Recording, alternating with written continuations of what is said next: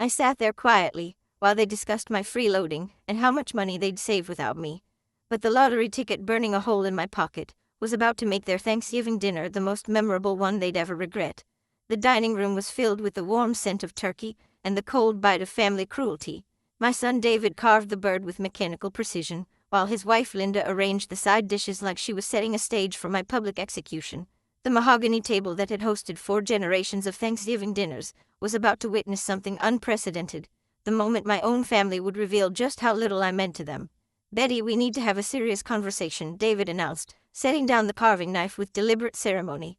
His voice carried that particular tone of authority he'd developed since Linda convinced him he was the head of this household. "This arrangement isn't working anymore."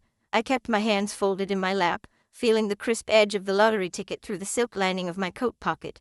Just 12 hours earlier, I had been standing in Murphy's Corner store, watching the news broadcast the winning numbers, 7, 14, 23, 31, 42, 48, the same numbers I'd been playing religiously every week for 15 years. My grandchildren's birthdays combined with my wedding anniversary. Linda cleared her throat like she was about to deliver a prepared speech. "What David means is that having you live with us has become financially challenging. You're not contributing anything meaningful to this household, and frankly we can't afford to keep supporting dead weight." Dead weight. The words hit me like a physical blow, but I didn't flinch. I'd learned to absorb cruelty with the same grace I'd absorbed everything else life had thrown at me. The death of my husband, the loss of our family business, the gradual erosion of my independence. But this time was different. This time I had options they couldn't even imagine.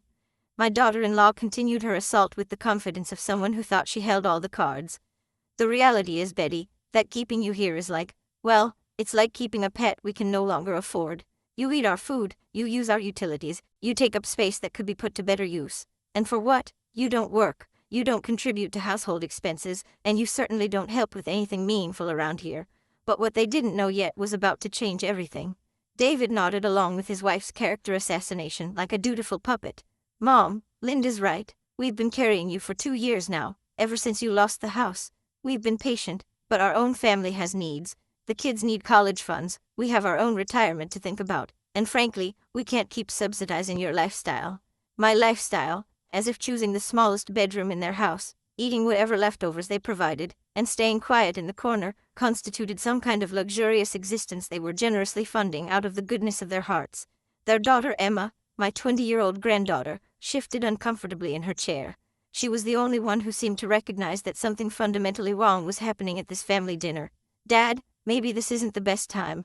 "Actually, Emma, this is the perfect time," Linda interrupted with sharp precision. "Your grandmother needs to understand her situation clearly. Betty, we've done the math. Between groceries, utilities, the space you're taking up, and the general inconvenience, you're costing us approximately $800 a month. That's money we could be saving for Emma's graduate school, or putting toward our retirement. $800 a month." They had actually calculated the cost of my existence, and found it wanting. My grandson Jake, Linda's precious 17-year-old boy, decided to join the pile-on with the casual cruelty that only teenagers can muster. "Besides, Grandma, it's kind of weird having you around all the time. Like when my friends come over, it's awkward explaining why there's this old lady just existing in our house." The silence that followed was filled only with the ticking of the grandfather clock in the hallway, the same clock that had marked time in our family for 3 generations, now counting down the minutes until these people would learn what real awkwardness felt like. But there was more brutality to come. David leaned back in his chair with the satisfied expression of a man who thought he was solving a problem efficiently. "The thing is, Mom, we found you a place. Sunset Manor has an opening, and while it's not luxury accommodation, it's clean, safe, and most importantly, it's what we can afford for you. Sunset Manor, the state-run facility on the outskirts of town where they warehoused elderly people whose families had given up on them. I'd visited friends there before they died, friends who'd been abandoned by children, who found their existence inconvenient and expensive." Linda's smile was as sweet as poisoned honey. "They have activities, Betty. Bingo, arts and crafts, television rooms. You'll have people your own age to talk to. Isn't that better than sitting around here feeling like a burden all the time?" A burden. There was that word again, rolling off her tongue like it was a medical diagnosis rather than a moral judgment. "And the best part," David added with obvious relief, "is that Medicaid will cover most of the costs. We'll still visit, of course, but this way everyone gets what they need. You get proper care with people trained to deal with your situation, and we get our house back." My situation? As if being 74 years old was a medical condition that required specialized handling. I looked around the table at these people who shared my blood, my history, my name. I saw David, the boy I'd rocked to sleep through countless nights when he was sick with fever. Linda, the woman I'd welcomed into our family with open arms, spending thousands on their wedding when money was tight. Emma, the granddaughter I'd helped raise when both her parents worked double shifts to build their careers. Jake, the grandson I'd taught to ride a bicycle, to tie his shoes, to count 100. Now they sat around my family's table, eating food prepared in my grandmother's kitchen, discussing my disposal like I was a broken appliance they needed to haul to the dump. The lottery ticket in my pocket seemed to pulse with heat, reminding me that this conversation was about to take a very different turn than any of them expected. That night, after the dishes were cleared and my family retreated to their separate corners of the house, I sat alone in the small bedroom they grudgingly provided me. The lottery ticket lay spread on my dresser like a map to a different future, one where I wouldn't have to endure another dinner like tonight's. $3.2 million. After taxes, approximately $2.1 million. Enough to buy a beautiful house with a view, to travel anywhere I wanted, to live independently with dignity and comfort. Enough to show my family exactly what they'd lost when they decided I was nothing more than an expensive inconvenience. I picked up the ticket and studied the numbers again, just to make sure I hadn't been dreaming. 7/14, 23, 31, 42, 48. Emma's birthday was July 14th. Jake's was the 23rd of March. My wedding anniversary was the 31st. And 48 years had passed since Harold and I said our vows. The 42 was my age when Emma was born, the day I became a grandmother and felt my heart expand in ways I didn't know were possible. Funny how the numbers that represented the people and moments I treasured most had just delivered me from the people who treasured me least. My phone buzzed with a text message. It was Emma. Grandma, I'm so sorry about dinner. That was horrible. Are you okay? At least one person in this family still had a conscience. I texted back. I'm fine, sweetheart. Just thinking about the future. I wasn't lying. I was thinking about the future, specifically about how dramatically it was about to change for everyone in this house. But first I needed to make some calls. The next morning I contacted the lottery office to begin the claiming process. Then I called Margaret Williams, the real estate agent who'd sold Harold and me our first house 45 years ago. Margaret was still in business, though she was nearly as old as I was, and she remembered me fondly. Betty Morrison, I haven't heard from you in ages. How are you doing, dear? I'm doing much better than anyone expects, Margaret. I'm looking to buy a house, something nice. Price isn't really an object. There was a pause on the other end of the line. Well, that's wonderful news. What's your budget looking like? Let's say up to 600,000. Maybe more if the right place comes along. I want something with character, good bones, maybe a view. And Margaret, I want to close as quickly as possible. I'm in something of a hurry. Another pause. Betty, forgive me for asking, but are you sure that is, do you have the financing in place for something in that range? I smiled, looking down at the lottery ticket one more time. Trust me, Margaret, the financing won't be a problem. Over the next week, I played the perfect role of the defeated old woman accepting her fate. I let David and Linda make arrangements with Sunset Manor. I allowed them to discuss the logistics of my relocation with the casual efficiency of people moving furniture. I even let Linda pack some of my belongings, watching her sort through my possessions, like she was deciding what was worth keeping and what could be discarded. All the while Margaret was sending me photos of beautiful houses, craftsman bungalows with original hardwood floors, Victorian cottages with bay windows and garden spaces, colonial revivals with fireplaces and built-in bookshelves. But what happened on Wednesday changed everything. Margaret called with breathless excitement. Betty, you're not going to believe this. The Morrison estate on Hillcrest Drive just came on the market. It's been in the Morrison family for 60 years, but they're not related to you. Different Morrison line entirely.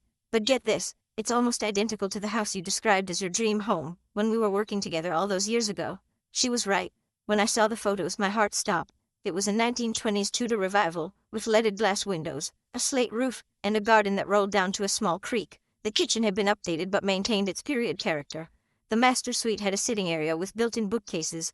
There was even a sunroom, where I could drink my morning coffee and watch the birds. What are they asking? I inquired, though I already knew I would pay whatever they wanted. 580,000. But Betty, I have to tell you, there are already 3 offers, and one is from a developer who wants to tear it down and build condominiums. The family would prefer to sell to someone who will preserve the house's character. But money talks, especially when the developer is offering 50,000 over asking. Margaret, I said quietly, make an offer for 650,000 cash, with a closing date of next Friday. Betty, are you sure you could? By Friday afternoon I'd claimed my lottery prize and deposited the check. By Saturday morning, Margaret's moving crew was packed and ready. All I had to do was break the news to my loving family. Sunday morning dawned crisp and clear, perfect weather for new beginnings. I woke early, dressed in my best outfit, and prepared breakfast for the family one last time, not out of obligation, but as a final gift to people who were about to learn the difference between charity and genuine loss. David and Linda appeared in the kitchen at their usual time, followed by the kids. They moved through their morning routine with the mechanical precision of people who had reduced family life to efficient logistics. David read the newspaper while eating toast. Linda scrolled through her phone while sipping coffee. The kids grabbed cereal and milk with the focused intensity of teenagers perpetually late for something. "Morning, Mom," David said without looking up from the sports section.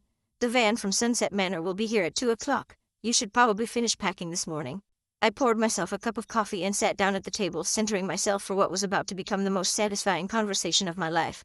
"Actually, David, there's been a change of plans." Linda looked up from her phone with mild irritation. "What kind of change?" "Betty, we've already put down the deposit and filled out all the paperwork. You can't just decide you don't want to go." "You're absolutely right," I said calmly. "I can't decide I don't want to go, but I can decide that I don't need to go, because I'm moving into my own house this afternoon." The silence that followed was so complete you could have heard a pin drop in the next county. David slowly folded his newspaper and set it down, his expression shifting from routine boredom to confused concern. "Mom, what are you talking about? You don't have a house." I reached into my purse and pulled out a folder of documents, the deed to my new home, the lottery claim certificate, and photos of the Tudor revival that would be my sanctuary. I spread them across the kitchen table like playing cards in a winning hand. "I bought a house on Hillcrest Drive, $650,000 cash. I took possession yesterday. But the real shock was just beginning." Linda's coffee mug hit the table with a sound like breaking glass. 650, Betty. Where did you get that kind of money?" I pulled out the lottery ticket and set it next to the deed. "Same place I've been getting my weekly lottery tickets for the past 15 years. Murphy's Corner Store. Except this time, I won $3.2 million. The words hung in the air like smoke from an explosion. Emma's eyes went wide with something that looked like genuine happiness for me. Jake's mouth fell open in a way that would have been comical under different circumstances. But David and Linda looked like people who'd just watched their life savings disappear in a house fire. 3.2, David's voice cracked like a teenager's. $1 million, before taxes. Yes, about 2.1 million after the government takes their share. Still plenty to live very comfortably for the rest of my life." Linda's face went through a range of colors I didn't know human skin could achieve. "Betty, this is incredible news. This changes everything. You don't have to move to Sunset Manor. You can stay here with us, contribute to the household expenses, maybe even help with the kids' college funds." The transformation was instantaneous and completely predictable. The woman who'd called me deadweight 12 hours earlier was suddenly calculating how much of my windfall she could access. "Actually, Linda, staying here was never really an option. You see, you were absolutely right yesterday. This arrangement isn't working. I am costing you $800 a month, money you need for your own family's future. And Jake was right too. Having an old lady just existing in your house is awkward for everyone involved." David's face was cycling through confusion, panic, and something that looked suspiciously like greed. "Mom, you can't be serious. We're family. Yesterday we were just trying to be practical about finances. We never meant—" "Oh, but you did mean it, David. Every word. And you know what? You were absolutely right. I was a burden. I was costing you money. I was taking up space that could be put to better use. The only thing you got wrong was assuming I had no choice but to accept that treatment." But what I said next was what really destroyed them. I stood up and gathered my documents, folding them neatly back into my purse. "The moving truck will be here in an hour to collect my belongings. Margaret Williams has already arranged for cleaners to come tomorrow to prepare my old room for whatever better use you had in mind." Emma found her voice first. "Grandma, wait, can we talk about this? I mean, I understand why you're upset, but does it have to be like this?" I looked at my granddaughter, the one bright spot in this family's moral landscape, and felt my heart soften just slightly. "Emma, sweetheart, you can visit me anytime you want. In fact, I'm hoping you'll spend weekends with me sometimes. The new house has a beautiful guest room that I think you'd love." Then I turned to David and Linda, and my voice hardened back to steel. "As for the rest of you, you made your feelings about my presence very clear. You calculated the cost of my existence and found it wanting, so I've removed the burden. You're welcome." David was on his feet now, desperation creeping into his voice. "Mom, please, let's be reasonable here. We can work this out. Maybe we were a little harsh yesterday, but family is family. We should stick together, especially now that your financial situation has changed. Not because they loved me or valued me as a person, but because I could now afford to be worth their time." "David," I said quietly, "when someone shows you who they really are, believe them. Yesterday you showed me that I'm a burden, dead weight, an expensive inconvenience that you couldn't wait to warehouse in a state facility. Today you're telling me I'm family, and we should stick together. The only thing that changed between yesterday and today is my bank account balance." Linda was crying now, not tears of remorse or shame, but tears of frustration and lost opportunity. "Betty, please, don't let pride destroy our family. We can start over. We can make this work." I picked up my purse and headed toward the stairs to supervise the movers who would be arriving soon. At the doorway, I turned back one last time. Linda, you were right about one thing yesterday. Keeping me around was exactly like keeping a pet you could no longer afford. The difference is, pets don't have options. I do. And with that, I left them to contemplate the most expensive Thanksgiving dinner they would ever remember.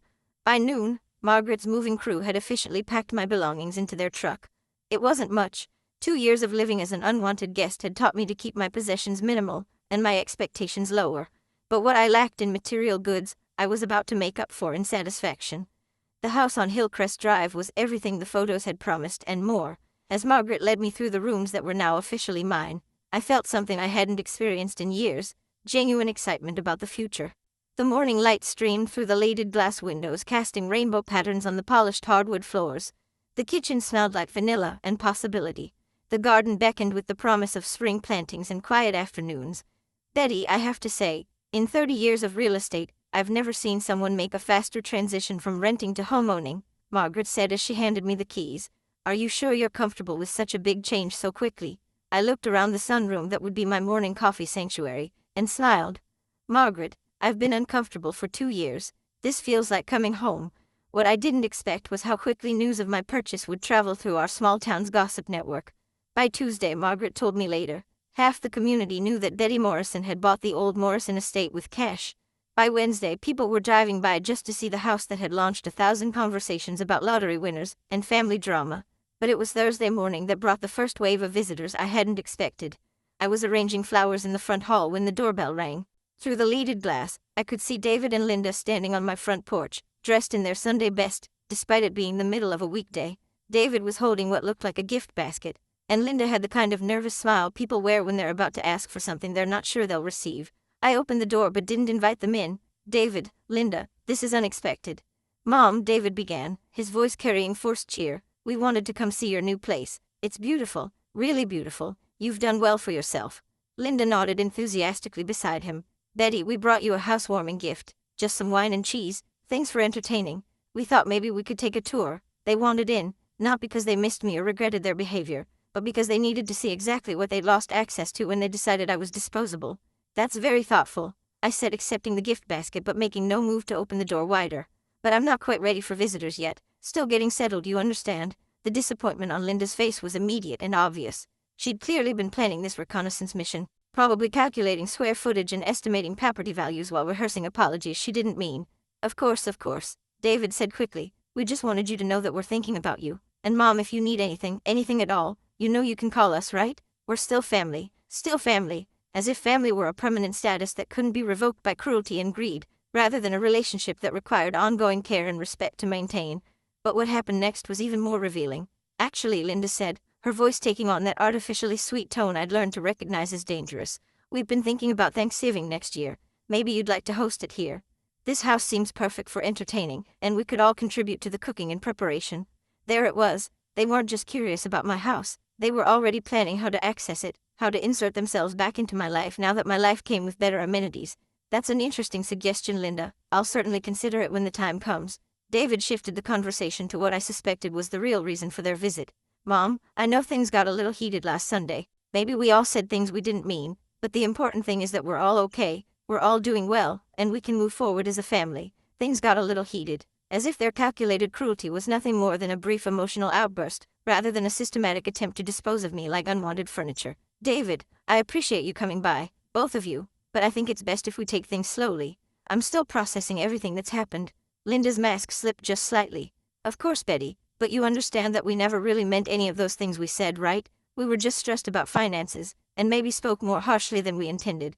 Never meant any of those things, except they'd clearly given considerable thought to my disposal, calculated the costs of my existence, researched state facilities, and made arrangements for my removal. That level of planning doesn't happen in the heat of the moment. It happens when people have genuinely decided you're more trouble than you're worth. After they left, I stood in my beautiful foyer, surrounded by the scent of fresh flowers and the silence of my own space. For the first time in 2 years, no one was calculating my cost or measuring my worth. No one was discussing my disposal or planning my relocation. I was home, and it felt exactly like the victory it was supposed to be. But the most satisfying confrontation was still to come. 2 weeks later, I was tending to my garden when Emma knocked on my front door. Unlike her parents, she waited for me to answer rather than assuming she was entitled to entry. When I opened the door, I found her standing there with tears in her eyes and what looked like a college brochure in her hands. "Grandma, can we talk, please?" I led her into the sunroom and prepared tea while she composed herself. This was the conversation I'd been both anticipating and dreading, the moment when the collateral damage of my decision would become visible in the face of someone I genuinely loved. "What's troubling you, sweetheart?" Emma's voice was small and uncertain. "It's about college. Stanford accepted me for graduate school, but the program costs $60,000 a year. Mom and Dad said they'd been planning to help me, but now, with everything that's happened, they say they can't afford it anymore." There it was, the financial reality that David and Linda were now facing without access to what they'd clearly assumed would be their safety net. My lottery winnings. They'd been counting on money that was never theirs to begin with. "I see. And what do you think about that?" "I think," Emma paused, choosing her words carefully, "I think maybe they were planning to ask you to help pay for it, before you moved out. And now they're too embarrassed or too proud to ask." Smart girl. She'd figured out exactly what her parents had been calculating when they suddenly decided family was important after learning about my windfall. But what I told her next changed everything. "Emma, can I ask you something? At Thanksgiving dinner when your parents were discussing sending me to Sunset Manor, what did you think about that?" Her face flushed with shame. "I tried to say something, but they shut me down. I should have done more. I should have stood up for you." "Why didn't you?" "Because I was scared. They'd been talking about my college costs for months, and I didn't want to rock the boat and risk losing their support. But that was selfish and cowardly, and I hate myself for it." At least she was honest, and at least she recognized the moral failure for what it was. "Emma, let me show you something." I led her to my home office, a beautiful room with built-in bookshelves and a window overlooking the garden. On my desk was a stack of documents I'd been reviewing with my financial advisor: investment portfolios, trust fund structures, charitable giving plans. I won $2.1 million after taxes. That's a lot of money, but it's not infinite. I need to be smart about how I use it to ensure I'm comfortable for the rest of my life. Emma nodded, though I could see her calculating numbers in her head. "However, I've decided to set aside some money for educational purposes, $250,000 to be specific." Her eyes went wide. $250,000 would cover her entire graduate program plus living expenses. "But," I continued, and I watched her face carefully, "that money will only be available to family members who showed me respect and kindness during my time of need." The silence stretched between us like a bridge she wasn't sure she could cross. "Grandma, I know I didn't do enough at Thanksgiving. I know I should have defended you, but please don't punish me for my parents' behavior. I can't control what they say or do." "You're right, Emma. You can't control their behavior, but you can control your own. And your behavior that night was to remain silent while your grandmother was systematically dehumanized and disposed of." She was crying now, not the manipulative tears I'd seen from Linda, but genuine grief over a moral failing she was only now fully comprehending. "Is there anything I can do to make it right?" I looked at this young woman who shared my blood and my history, and I felt the weight of teaching a lesson that would shape the rest of her character. "Emma, the money I set aside for education will go to charity if none of my family members prove themselves worthy of it. The question isn't whether you can make this right with me, it's whether you can make it right with yourself." What happened next surprised us both. Emma stood up and walked to the window, looking out at the garden where daffodils were just beginning to emerge from the winter soil. When she turned back to me, her expression had changed from desperate pleading to quiet resolve. "Grandma, I want to earn that money, not because I need it. I'll find another way to pay for school if I have to, but because I want to be the kind of person who deserves your respect." "What does that look like to you?" "It means standing up for what's right, even when it's difficult. It means not letting fear of consequences prevent me from doing the moral thing, and it means making amends for the times I've failed to live up to those standards." I sat back in my chair and studied this young woman who was transforming before my eyes from a scared, selfish girl into someone with the potential for real character. "What kind of amends did you have in mind?" "I want to go home and tell my parents exactly what I think of how they treated you. I want them to understand that their behavior was cruel and inexcusable, and that I'm ashamed to be associated with it, even if it means they withdraw their support for my education entirely." That was the moment I knew Emma might actually be worth saving. That evening Emma called me from her childhood bedroom, her voice shaking with adrenaline and something that sounded like liberation. "I did it, Grandma," I told them. "Tell me what happened." I waited until we were all in the living room after dinner, and then I said exactly what I thought about Thanksgiving. I told them that what they did to you was cruel and selfish, and that I was ashamed of my silence. I told them that you were right to move out and that they had no right to expect access to your money after treating you like garbage. I could picture the scene. Emma standing in the living room where I'd spent so many uncomfortable evenings, finally finding her voice and using it to defend someone who could no longer defend herself in that space. How did they respond? About like you'd expect. Dad got angry and defensive, saying I didn't understand the financial pressure they were under. Mom cried and said I was being unfair, that they were just trying to make practical decisions about everyone's future. But the worst part was when they both started talking about how much they'd sacrificed for me over the years, and how ungrateful I was being. The manipulation was as predictable as it was despicable. When confronted with their moral failures, they'd immediately shifted to portraying themselves as victims, and Emma as an ungrateful child. And then what happened? Then I told them about Stanford, and how they said they couldn't afford to help me anymore. I asked them directly if they'd been planning to use your lottery money to pay for my education. Smart girl. She'd gotten right to the heart of their financial calculations.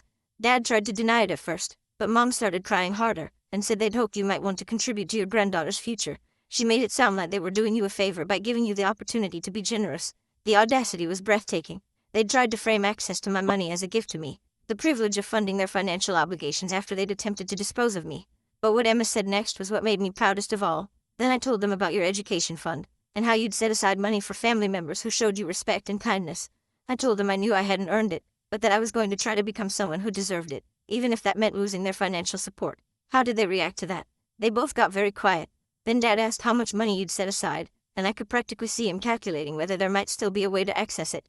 When I told him $250,000, his whole demeanor changed. Of course it did.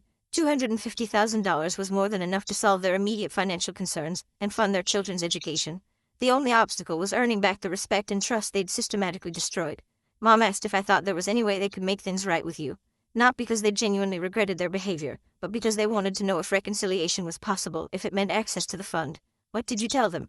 I told them the truth, that you're not stupid, and you can see right through fake apologies, motivated by money, that if they wanted any chance of rebuilding a relationship with you, they'd have to start by genuinely confronting what they'd done wrong, and why it was wrong, not just because it had financial consequences for them. The conversation continued for another hour, with Emma describing in detail how her parents had reacted to each revelation. David had grown increasingly agitated as he realized that his mother wasn't just wealthy, but wealthy and completely done with his manipulation. Linda had alternated between tears and anger, unable to accept that her carefully planned disposal of the family burden had backfired so spectacularly. 3 months later, Emma received her acceptance letter to Stanford's graduate program, along with a full scholarship I'd quietly arranged through my financial advisor. She never knew the source of her funding, only that her academic excellence and community service had attracted the attention of an anonymous benefactor. David and Linda never apologized. Not genuinely. They sent flowers on my birthday with a card expressing hope that we could move past our differences. They invited me to holiday gatherings with carefully worded messages about family healing, but they never acknowledged the cruelty of their behavior or demonstrated any understanding of why their actions had been morally reprehensible. The education fund I'd established remained untouched. Eventually, I donated it to a scholarship program for first-generation college students whose families couldn't afford to support their dreams. At least that money would go to young people whose families sacrificed to help them succeed, rather than to those who'd tried to sacrifice their elders for financial convenience. I still live in my beautiful house on Hillcrest Drive. The garden blooms magnificently each spring, the morning light still streams through the leaded glass windows, and the silence of my own space remains the most valuable luxury I've ever possessed. Emma visits regularly, and she's grown into exactly the kind of person I'd hoped she could become, someone who stands up for what's right even when it's difficult. Sometimes, late at night when I'm reading in my favorite chair, I think about that Thanksgiving dinner and the lottery ticket burning a hole in my pocket. I think about how differently that evening could have ended, if my family had chosen kindness over cruelty, respect over convenience, love over financial calculation. But mostly, I think about the lesson they learned, that dignity isn't for sale, respect can't be purchased with apologies, and family isn't a permanent status that survives systematic cruelty. I think about how a simple lottery ticket didn't just change my bank account balance, it revealed the true character of people I thought I knew, and gave me the power to choose who deserved access to my life. The most expensive lesson they ever learned came from underestimating the quiet old woman they thought they could dispose of like unwanted furniture. They calculated the cost of keeping me around, but they never calculated the cost of losing me.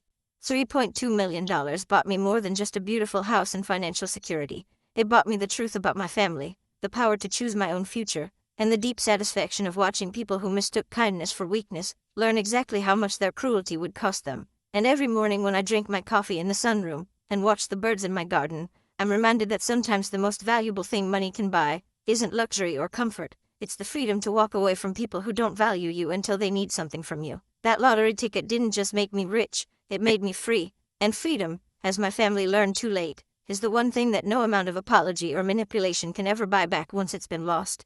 If you've ever been called a burden by people who should have treasured you, if you've ever been made to feel like your worth was measured only by your usefulness, then you know why I tell this story. Not everyone gets a lottery ticket to change their circumstances, but everyone deserves to know their value isn't determined by other people's greed or convenience. Sometimes the most powerful thing you can do is simply refuse to accept being treated as less than you are. And sometimes, if you're very lucky, life gives you the resources to make that refusal impossible to ignore. My family wanted to know how much I cost them. In the end, they learned exactly how much I was worth, and discovered they could no longer afford me. That Thanksgiving dinner cost them $3.2 million, and the relationship they'd taken for granted. But it taught me something priceless, that respect is earned, dignity is non-negotiable, and family is a choice that must be made every day, not just when it's financially convenient. The lottery ticket is long gone, cashed and converted into the security and independence I'd been denied for too long. But the lesson remains, as clear and bright as the morning light streaming through my beautiful windows. Know your worth, demand your respect, and never let anyone convince you that you're nothing more than a burden they can dispose of when you become inconvenient. Some victories are measured in dollars, the best ones are measured in dignity restored and respect reclaimed. And this victory was priceless.